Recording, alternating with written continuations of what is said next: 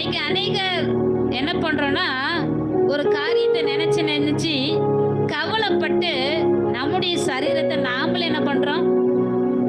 வம்பாக்கிடுறோம். அல்லேலூயா. கவலைப்படுறதுனால ஏதாவது பிரயோஜனம் இருக்கா? ஒரு பிரயோஜனமே இல்ல.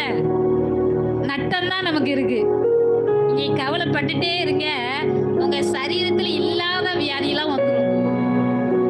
வீணா உங்க செலவு எங்க தான் போவோம்? மருத்துவத்துக்கு தான் போவோம்.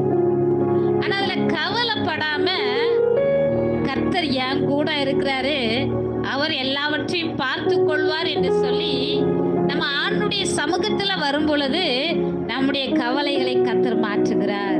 ஆமென். அல்லேலூயா, அல்லேலூயா.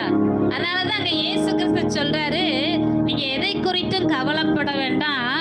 ஆகாயத்து பறவைகளே நான் போஷிக்கிறேன் என்று சொன்னால் நீங்கள் எனக்கு